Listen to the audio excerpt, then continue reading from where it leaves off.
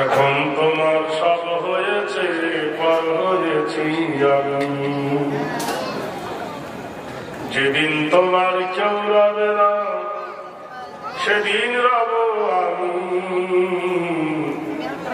আসতে হবে আমার কাছে যতই ভাবো তুমি। গর্ব তোমার ভাঙবে সেদিন, যেদিন হবেন গর্বাসী।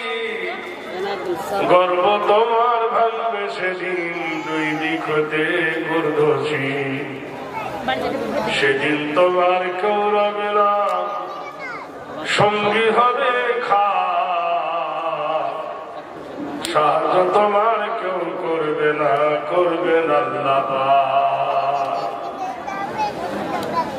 আলহামদুলিল্লাহ আলহামদুলিল্লাহ নাহমাদুহু ওয়া নাস্তাঈনুহু ওয়া নাস্তাগফিরুহু ওয়া নু'মিনু বিহি ওয়া নাতাওয়াক্কালু আলাইহি ওয়া নাউযু বিল্লাহি মিন শুরুরি আনফুসিনা ওয়া মিন সাইয়্যাতি আ'মালিনা। ওয়া ফি হাদিসি শরীফ من بنى لله مسجدا فبنى الله له بيتا في الجنة أو كما قال عليه الصلاة والسلام।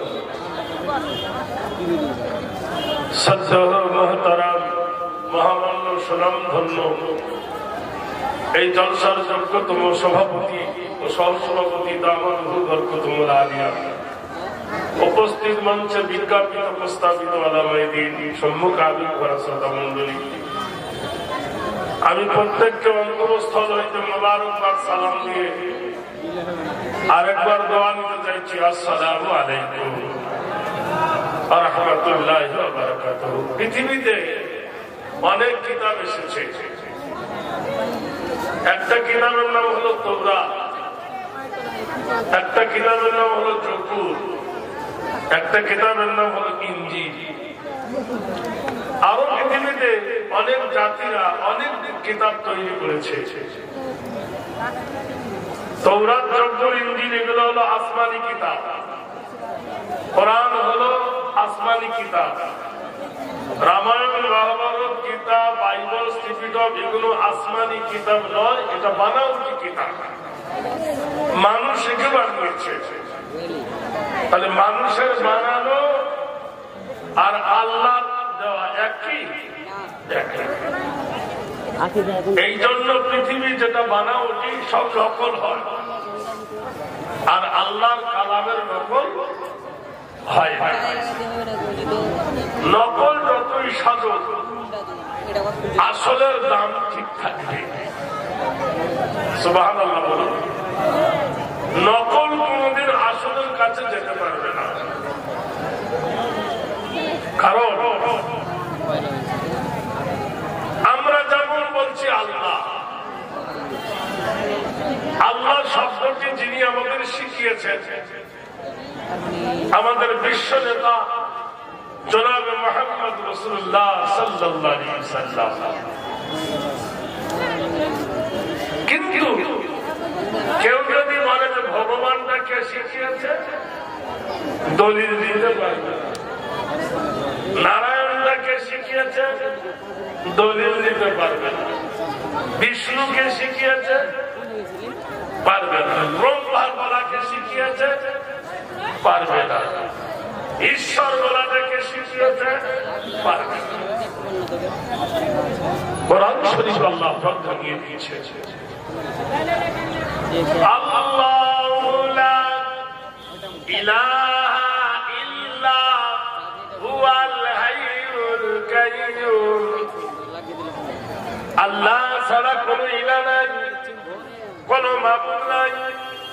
হুয়াল হাইয়ুল কাইয়্যুম, আমার আল্লাহ জীবিত, মৃত্যু যাকে স্পর্শ করবে না।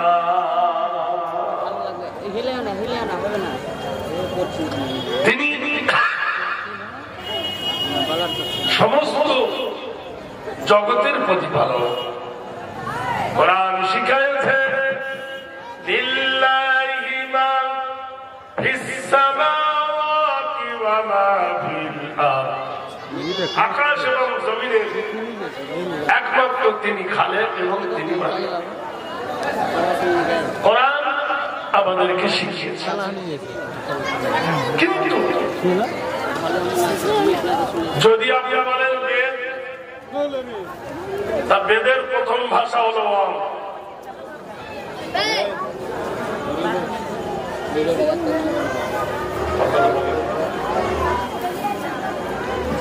ভাই। মেয়ে ছেলেদের পর্দাটা বন্ধ হয়ে গেছে,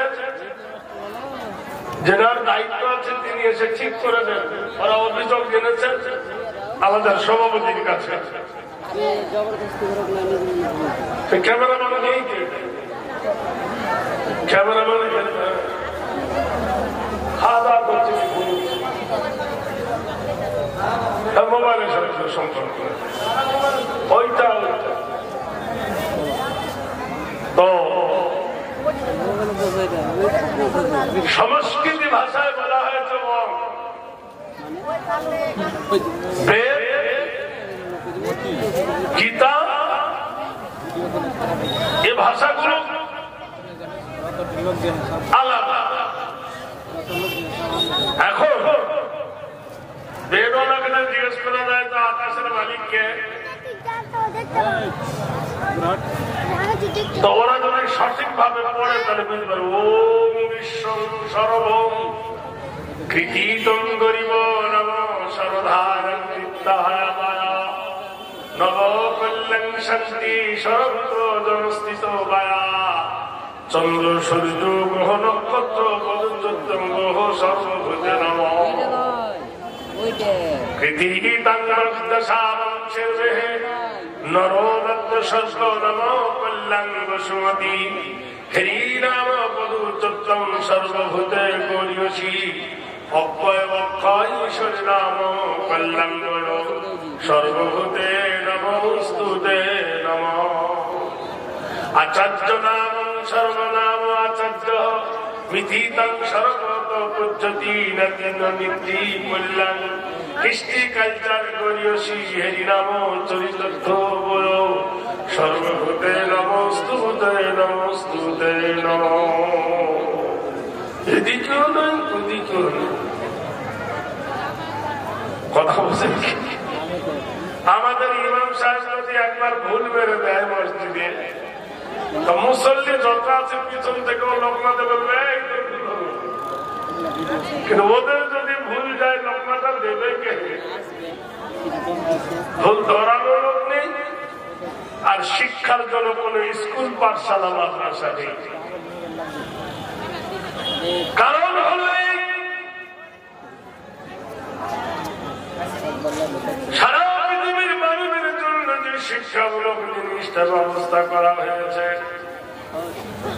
বিশ্বনবী গায়ে হেরায় বসে ধ্যানে মগ্ন ছিলেন, সেইখানে জিবরিল দ্বারা মহান আল্লাহ জানিয়ে দিলেন পড়ো। আরবি ভাষার প্রথম নাযিল হয়েছে ইকরা। ইকরা মানে পড়ো। বিসমি রাব্বিকাল্লাযী খলাক, যিনি সকাল দিবসের প্রভু। সারা পৃথিবীর মানুষকে জিজ্ঞাসা যদি করি, ভাই তোমার বাড়ি কোথায়? কেউ বলবে আমার বাড়ি খোপাকাঠি, কেউ বলবে আমার বাড়ি আন্দোলন, কেউ বলবে আমার বাড়ি মিটনা, কেউ বলবে আমার বাড়ি হরিশ্চন্দ্রপুর, কেউ বলবে আমার বাড়ি খাড়াগ্রাম, কেউ বলবে আমার বাড়ি কুমেরপুর, কেউ বলবে আমার বাড়ি শ্রীপুর, কেউ বলবে আমার বাড়ি মিলন। এটা কি আসল বাড়ি? এটা নকল বাড়ি। আসল বাড়ি হলো কবরস্থান, ঠিক না? এটা নকল বাড়ি। কোরআনকে জিজ্ঞেস করলাম, কোরআন তোমার আসল বাড়ি কোথায়? কোরআন বলবেন আল্লাহুয়া কুরআনুম মাজিদুন ফি লাওহিম মাহফুজ। আমার আসল বাড়ি হলো লৌহে মাহফুজ, আল্লাহর আরশ আযীম, লৌহে মাহফুজ হলো আমার আসল বাড়ি। তাহলে কোরআন বলো আসল বাড়ি থেকে তুমি কবে এসেছো? কোরআন বলে দেন শাহরু রমাদানাল্লাযী উনজিলা ফীহিল কোরআন। আমি ওই মাসে, যে মাসের নাম হলো রমজানুল মুবারক। নারায়ে তাকবীর। কার বড় নিম্ন হলো নাসাল্লাল্লাহু আলা মুহাম্মদ সাল্লাল্লাহু আলাইহি ওয়াসাল্লাম। হারাম মাসের বাড়িতে কেউ বলতে পারবে না যে এই কিতাবটা আমি মুখের উপর নাচেল হয়েছি, না রামায়ণ না মহাভারতে কেউ বলতে পারবে না যে আমার উচিত ও। কিন্তু কোরআন বলছে নাযালাহু আলা মুহাম্মদ, আমি নাযিল হয়েছে ওই নবীর উপরে যে নবীর নাম হলো মুহাম্মদ রাসূলুল্লাহ সাল্লাল্লাহু আলাইহি ওয়াসাল্লাম। সেই নবীকে নিয়ে কত গবেষণা হলো, যে নবীকে নিয়ে কত গাল দিল, যে ন্যাংটা সে অপরের কাপড় পরাকে বলছো নিন্দা।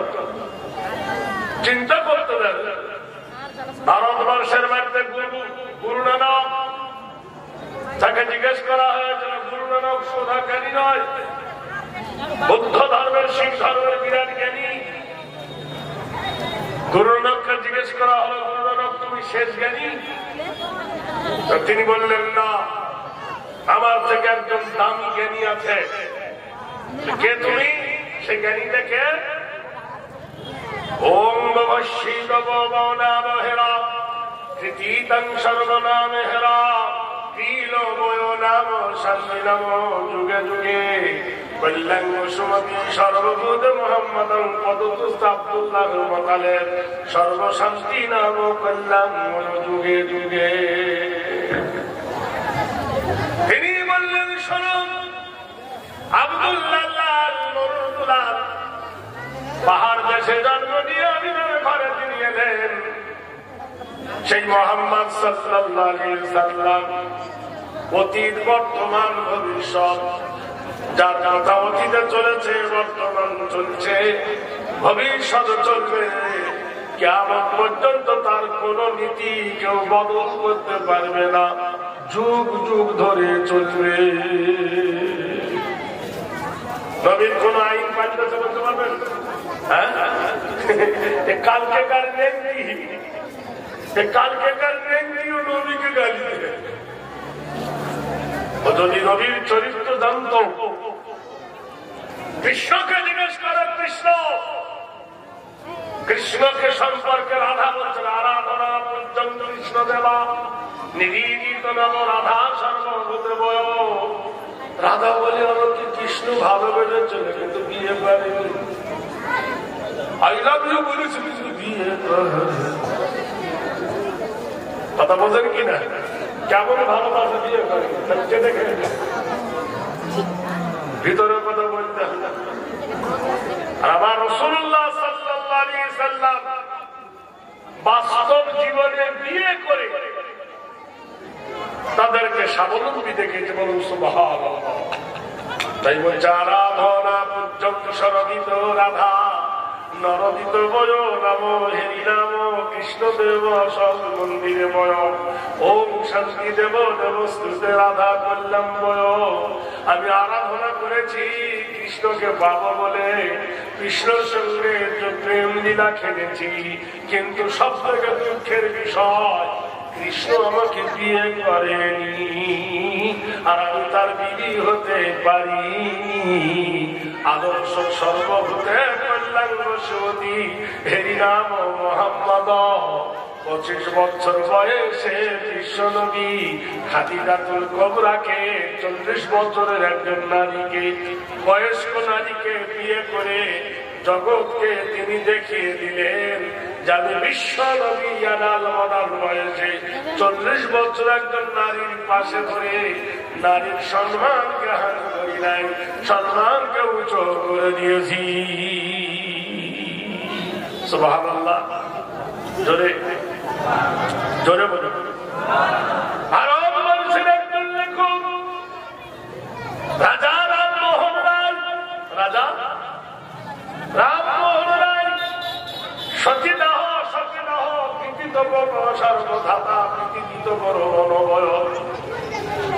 তিনি বলছেন বিশ্বনবী সাল্লাল্লাহু আলাইহি সাল্লাম যার বিবিদের মধ্যে একটা বিবি ছিল কুমারী আর সব বিবিগুলো ছিল বিধবা। তিনি বিয়ে করেছিলেন যৌবনের 50-এর আগে নয়। সুবহানাল্লাহ বলুন, জোরে বলুন। তিনি একমাত্র খাদিজাকে বিয়ে করলেন 25 বছর বয়সে। আর 50 পার হয়ে গেলে মানুষের বার্ধক্যতা আসে কি আসে না? সে সময় তিনি করলেন আর সব বিবিগুলোকে। তাহলে বিশ্বনবী সাল্লাল্লাহু আলাইহি সাল্লাম প্রত্যেকটার কারণবশত ছিল মেয়েগুলোকে বিয়ে করে ভাসিয়ে দেয়নি সাগরে। সারা পৃথিবীর জগতে তাদেরকে মা বলে পরিচয় করতে হয়। উম্মুল মুমিনিন, সমস্ত মুমিনদের হলো তারা মা। সুবহানাল্লাহ। সেই মহামানব তিনি বিধবা নারী স্বামী মরে গেলে স্বামীর জ্বলন্ত চিতায় পুড়তে দেয়নি। এ সিলসিলা চালিয়ে গেছেন নবী মুহাম্মদ রাসূলুল্লাহ। তাই রাজা রামমোহন রায় বলতেন, আমি সেখান থেকে অধ্যা থেকে নিয়ে বিশ্ব জগতের মানবের কাছে দাঁড়িয়ে আমি প্রতিষ্ঠিত পথ দেখাতে পেরেছি। জোরে বলুন সুবহানাল্লাহ। এখন জোরে বলুন নারায়ে তাকবীর। ভাইরা আমার, বন্ধুরা আমার, মনোযোগ দিয়ে একটু শুনুন। মক্কার মানুষরা ভুল বুঝে নবীর ওপর জুলুম করেছিল। নবী মক্কা থেকে মদিনায় চলে গিয়েছিলেন, তার নাম হল হিজরত। যেখান থেকে হিজরি গোনা হয়। গভীর রজনীর অন্ধকার বিশ্ব নবীকে মারব বলে 65 জন টকবকে যুবক অস্ত্র শস্ত্র নিয়ে জাগরণ। নবী ঘর থেকে বার হবে, নবীকে হত্যা করা হবে। গভীর রজনীতে জিবরিল আমিন এসে রাসূলকে বললেন, হে রাসূল, কুফরি মক্কা চতুর্দিকে আপনাকে ঘিরে রেখেছে। এই সময় আপনাকে এখান থেকে চলে যেতে হবে। রাহমাতাল লিল আলামিন। তিনি ঘরের বাইরে গিয়ে দেখলেন চতুর্দিকে প্রহরীরত যুবক। সে সময় তিনি কৌশল অবলম্বন করলেন। হযরত রাসূলুল্লাহ প্রিয় বন্ধু, প্রিয় ছাত্র, জামাই হয়নি তখন, ভাই আলীকে নিজের বিছানায় শুয়ালেন। শোয়ার পরে বলল, আলী, আমার কম্বলটা থেকে তুমি শুয়ে যাও, মাথা থেকে পা পর্যন্ত ঢেকে দেবে। দূর থেকে যারা টুকি মেরে দেখছে তারা যেন বুঝতে পারে আমি নবী শুয়ে আছি। বার হলেন, এক মুঠো বালি নিলেন। বালি নিয়ে কোরআনের একটা মুকাদ্দাস আয়াত পড়লেন, যেটার নাম হলো আয়াতুল কুরসি। আল্লাহু লা ইলাহা ইল্লা হুয়াল হাইয়ুল কাইয়্যুম লা তাখুযুহু সিনাতুন ওয়া লা নাওম লাহু মা ফিস সামাওয়াতি ওয়া মা ফিল আরদ। এইভাবে ধুলার উপরে ফুঁক দিয়ে দিলেন, ধুলা উড়ে গেল। কাফেরদের গায়ে পড়ল, যুবকদের গায়ে, যারা জেগেছিল প্রহরী, এদের গায়ে পড়ে গেল। এরা ঘুমিয়ে গেল। ঘুম পড়ালোটাকে কে? আল্লাহ বলছে, ওয়ামা রামাইতা ইয রামাইতা ওয়ালাকিন্নাল্লাহ রামা। বলো হে মুহাম্মদ রাসূল, রাতের অন্ধকারে যখন তুমি ধুলো ছিটাও, ধুলোটাকে ছিটিয়েছে। ওয়ামা রামাইতা ইয রামাইতা, বলতে ধুলো ছিটিয়েছে আমি আল্লাহ। আল্লাহ ওয়ালাকিন্নাল্লাহ রামা। ও মুহাম্মদ, হাতটা তোমার ছিল, শক্তিটা ছিল আমার, কুদরতটা ছিল আমার, কারিশমা ছিল আমার, করমটা ছিল আমার, নিজামটা ছিল আমার। তুমি শুধু ছিটিয়েছ, আমি শক্তি বাড়ায় দিয়েছি।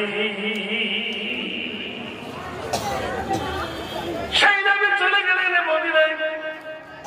মদিনায় যাওয়ার পরে মক্কার লোক ভুল বুঝতে পারলো। যখন মানুষ অন্যায় করে, রাগের চোটে হপ করে ধরে ওঠে আগুন যেমন, খপ করে হয়ে পড়ে রাগ তেমন।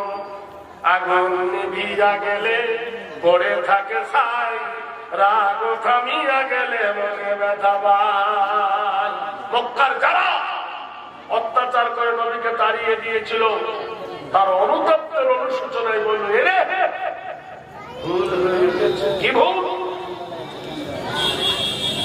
মদিনার মসজিদ থেকে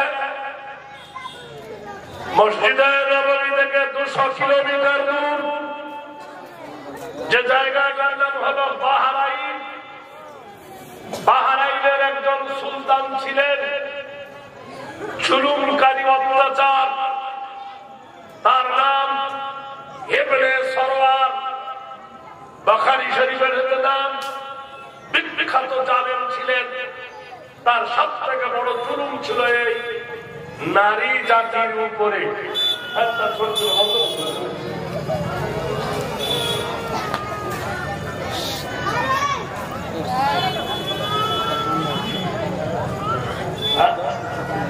টাকা চলে চলে চিন্তা করে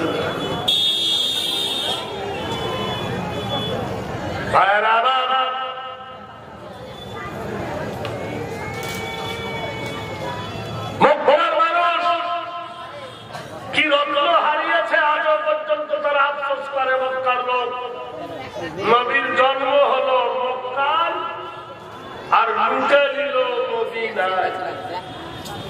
জন্ম নিলেন মায়ের কোলে আমিনা, মোজা লুটে নিল হালিমা। কথাটা ঠিক কি রাখি? মেরা দিল আনোয়ার হ্যায় मनोआर मोहम्मद से, मेरा दिल अनवर है मनोआर मोहम्मद से, क्यों जाके चले आए दरबार मोहम्मद से। पैदा हुई मोहम्मद अमीना की गोद से, लूट लिया हालिमा की घर से। নবী জন্ম নিল কার ফলে? আমিনার ঘরে। মদন হালিমা।